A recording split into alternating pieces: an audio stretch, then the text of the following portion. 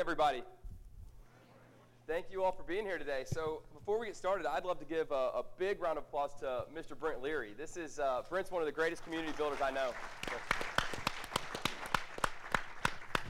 thank you for putting this on. So Brent said multi-millions in exits, and I did the quick math as we walked up here, and I think these guys are responsible for over $250 million in exits with their businesses. So some great entrepreneurs here that we have on the stage, and I'll go ahead and just briefly introduce the three gentlemen, and then we'll jump in with some questions, and at the end we'll have time for 2 or 3 questions from the audience. So right to my right is T.A. McCann, and T.A. was the founder of a company called Gist, which was a social contact management application that was acquired by RIM, and he now heads product and strategy for all their social initiatives. I've known all these gentlemen and learned a ton from these guys, so I'm real excited about the message that they'll have. In the middle is John Ferrara, who is the founder and CEO of Nimble, and Nimble is one of the first true social CRMs on the marketplace.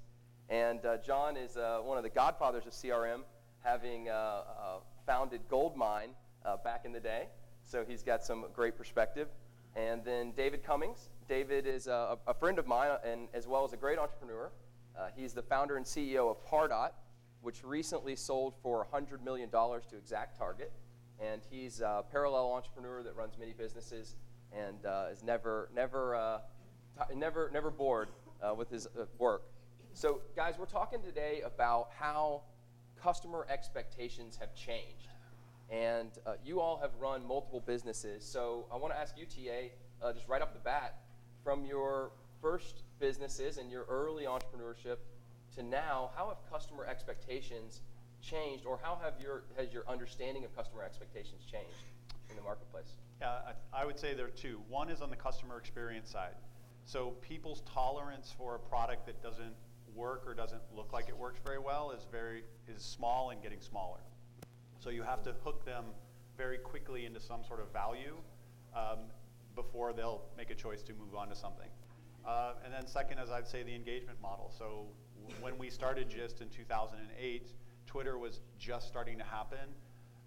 And the engagement model, certainly from a customer engagement and a support engagement, like we wouldn't have thought about that at all. And now a big portion of our engagement, both in terms of marketing and support, happens on primarily Twitter, followed closely by Facebook and LinkedIn. But Twitter, I think, is the most interesting part of that change over the last few years.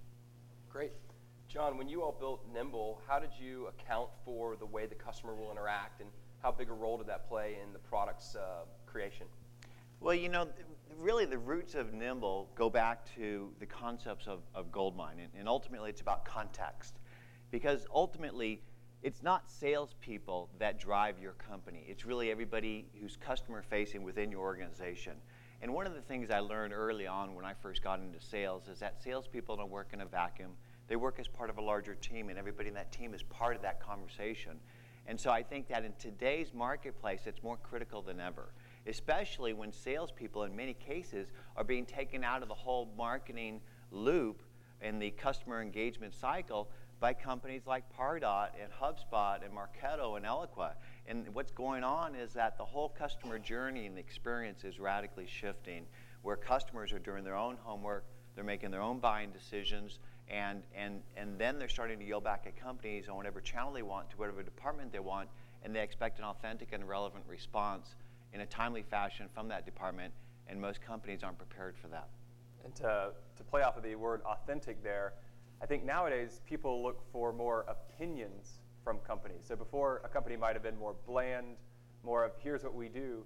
Nowadays, the brands, even on the B2B side, are more geared towards this is our stake in the market, this is how we present ourselves, this is how we're either a little bit more fun or a little bit more serious or a little bit more playful. Even on the B2B side, we're seeing more strongly opinionated brands, much like you might have found on the consumer side historically. And I think we're going to see that even more so going forward.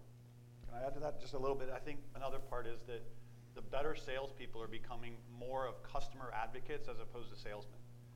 So they walk in and say, I want to understand your problem, and if Nimble is a better solution, I'm better off recommending Nimble than trying to jam my solution in there. And the more that I know about the other 10, 20, 30, 50 solutions, the more effective I can be as a customer advocate as opposed to a pure salesperson. I really believe that the whole image of a salesperson has gotten almost to an all-time low. If you do a survey, they're right down there with, I apologize if there are any attorneys in the room, right down there with the people that really they don't think that has a role in their professional engagement. But I think that what TA is saying is exactly spot on, is that I think the roles within organizations of the people that wear the sales hat or the customer service hat or the accounting hat is going to shift, where salespeople will start providing customer service experiences during their process of conversation. Because I think that the best time to get close to a customer is when you're pulling a thorn out of their foot, right? If you could actually be on the phone with somebody, instead of trying to jam your idea down at them, find out how you can help them solve their problem.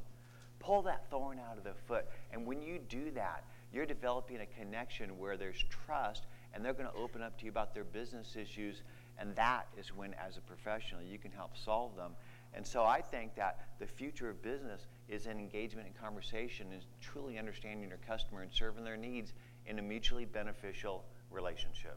And ask yourself, if you're in a sales role, which many of us would be, when the customer asks, can you recommend a product? Can you recommend a conference? Can you recommend an article or something they should read, or a set of people they should know to solve their problem? And oh, by the way, I might have a product that works there too, but put that fifth in line, not first. Yeah, I think that the future of business is not telling companies or prospects how great your products and services are, but really teaching them how they can be great. If you can teach your customers how to fish, they'll figure out you sell fishing poles. Guys, this is a different perspective than businesses have had traditionally. This is a more open, a more transparent, a more personal way that businesses represent themselves. David, I know your business was known for its culture, or is known for its culture. Can you share some anecdotes about Pardot and how this air of transparency and openness and personality comes out in your messaging and your branding and in your customer relations? So early in the Pardot experience, we were really struggling with how to differentiate ourselves from the main competitors in the market. And after going through that for about 6 or 12 months, we realized that the market at the time, this is back in 2007, 2008, was very much traditional enterprise software. Pricing wasn't published. 2-year contracts were commonplace. Salespeople were pushy. It was just a very traditional enterprise software model. And we said, what happens if we flip this on its head? What if we make our pricing totally transparent? What if we have all month to month, no contracts at all? What if we take all of our knowledge base, all of our onboarding materials, even our forum, and make it totally public online and really put everything out there? One of the things that we would say frequently internally is the best form of sales for us is to educate our customers. So the best form of sales is really education, knowing that if we educated them as well as we could, provided everything that they needed in a self-service manner, at the end of the day, they would have a better customer experience. Great. So there are now new tools, new methods to finding your customers, to communicating with your customers. TA, I've heard you talk a little bit about the early days of Gist, of how you would set up weekly events where you'd have customers come to your office and you just engage deeply with them. Can you tell us some examples about how you have stayed really close to the customer and how technologies have helped you do that? Yeah, so I believe, I'm really a product kind of guy. I'm an engineer, but I really enjoy the direct interaction with the customer. When I first built Gist, I thought it was for salespeople. So I wanted to meet the best salespeople I could, and so I would invite them on Wednesday nights to come to the office, 1 or 2 of them, and I would spend the first 10 minutes trying to understand what they do. Where do they learn about new things? Whose blogs do they read? What technologies they use? The next 10 minutes, I would show them my very below average version of my product and get their feedback. And the last 10 minutes of that interaction, I would try to share with them a bunch of other solutions I knew that might solve their problem. Contact management, CRM, et cetera. I did that every Wednesday night for 18 months. And I built that into the team. So as the team went from me to 3 to 6 to 12 to 15, effectively the whole team would participate in that, and then we'd stay late after that and drink beer and pizza and work late into the night. But that was the first 18 months, and then we hired a guy named Greg Meyer. If you look for him online, he writes a lot about this customer advocacy component, and Greg sort of took that over and tried to scale that out into the social media space, out into other places. And as a team of 22, we had one of our people, what all he did was find people who were important who were having a problem and go solve it, and find people who liked our product who were important and turn them into marketing. And that's all he did. And Gist was acquired. Greg left 2 weeks later. He went to Desk.com, and 3 months later, they were acquired by Salesforce. So now Greg does that job on behalf of Salesforce. So customer advocacy and direct customer engagement was really important for us. Very cool. And John, your tool actually helps people engage with their customers. What have you learned, and what has kind of spurred on your creation of Nimble? Is it based on that, allowing companies to connect with their customers in new ways and allowing them to have deeper engagement? Well, absolutely. I think one of the biggest struggles that we all have is maintaining and managing the engagement to the contacts that we're doing it with.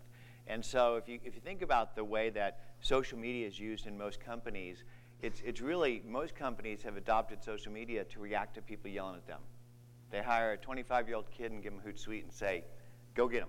And so the next phase in social media adoption is using social media to yell at your customers about how great your products and services are and use it in marketing. And that's phase number 2.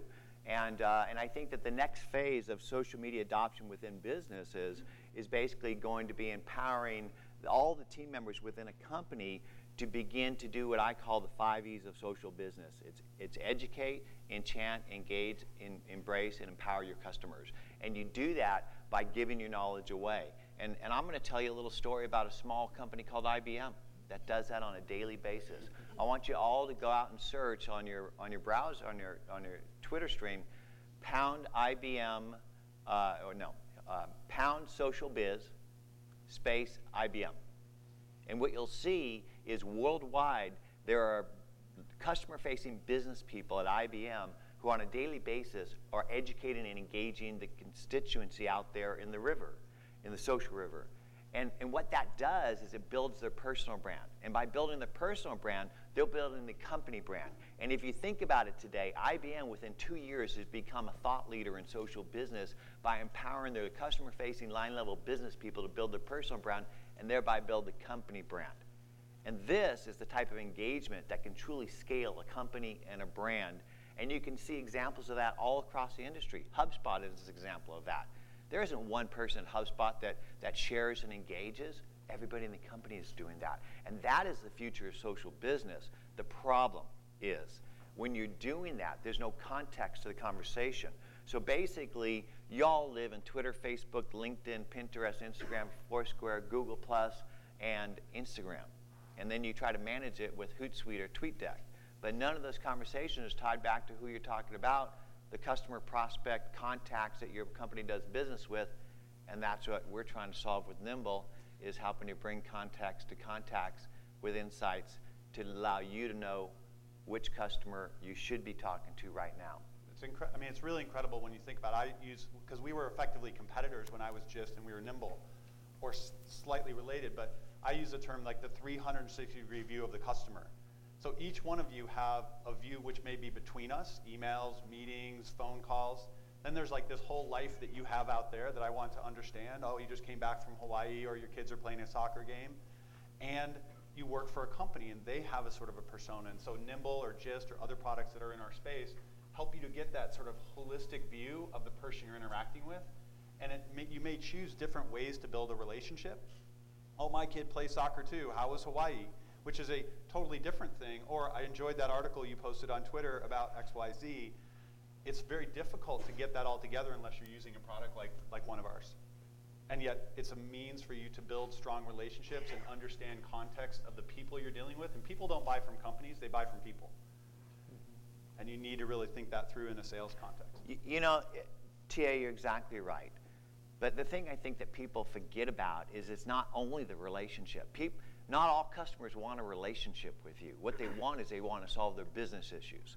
So I think that it's easy to sort of go down the road that thinks everybody wants to engage with me and have a relationship with me, and that's my job as a salesperson. No, your job as a salesperson is to solve problems in a efficient, professional, scalable way.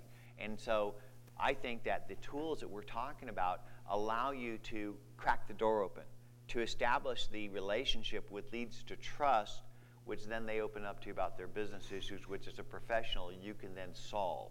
The problem is in sales, you don't work as a standalone person, and the tools that we use need to enable an entire team to begin to do that more effectively.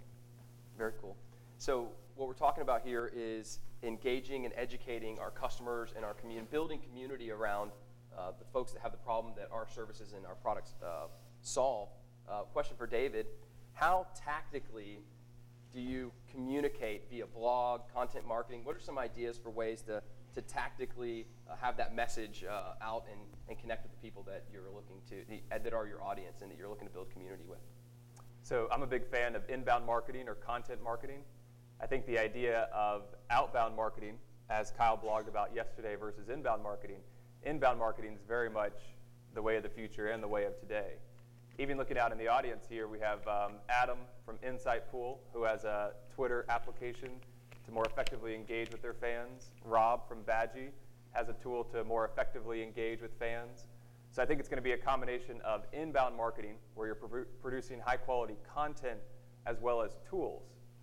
So if you look at JobChangeAlerts.com, JobChangeAlerts.com is an app that ties into your LinkedIn account, and it'll alert you whenever anybody in your LinkedIn network changes jobs, which as a salesperson is a great, compelling event with which to reach out and say, oh, congrats on the new job, as well as to stay top of mind. So tools in the market combined with content marketing, combined with many applications, many being really tiny special purpose apps that help people solve problems, I think that's the future of marketing. Very cool. It's a great product, Job Change Alerts. So I'm a fan. TA, where's all this heading?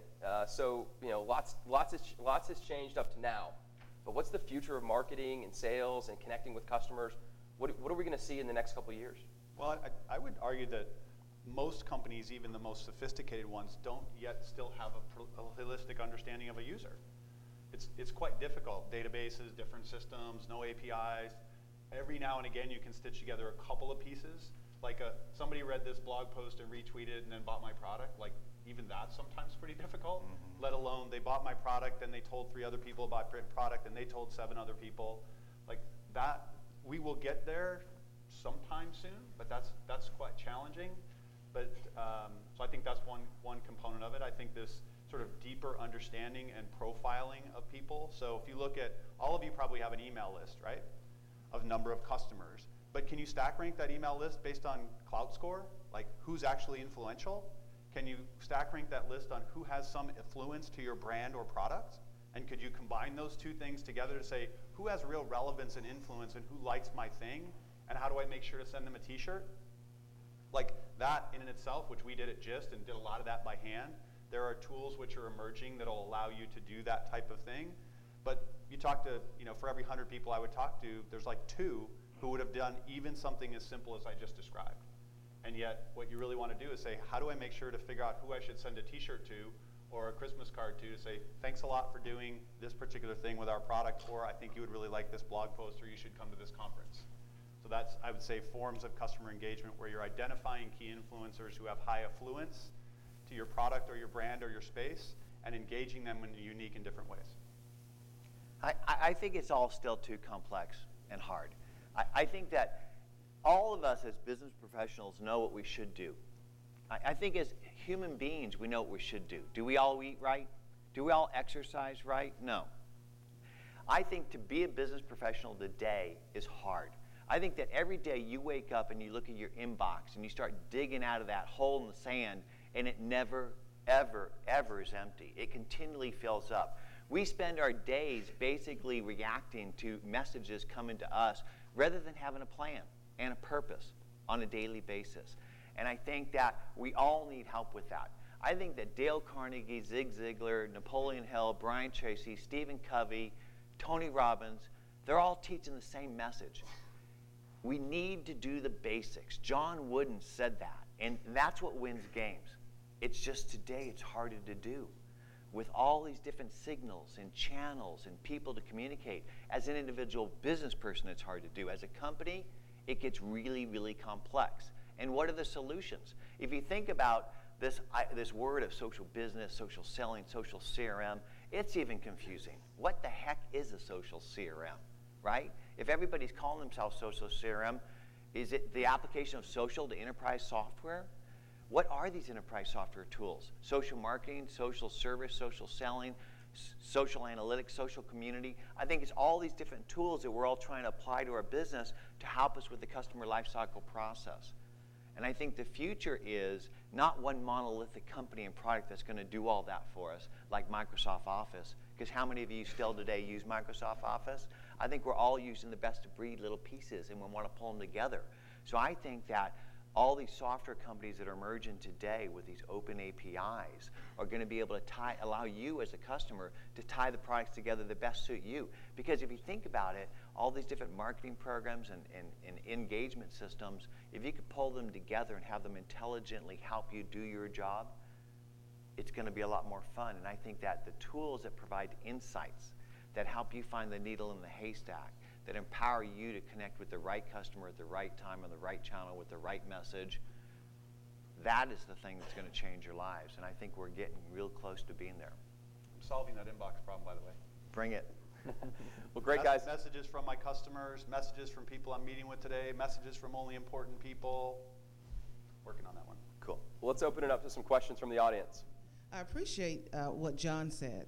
I really focused in on that because if IBM is a small business and I'm a microscopic one, but what you talked about, I think, is a comprehensive approach to how we use it, because it does mind boggle me when I looked over the companies here today and what you guys were talking about. It's a lot for your brain, and it's an overload.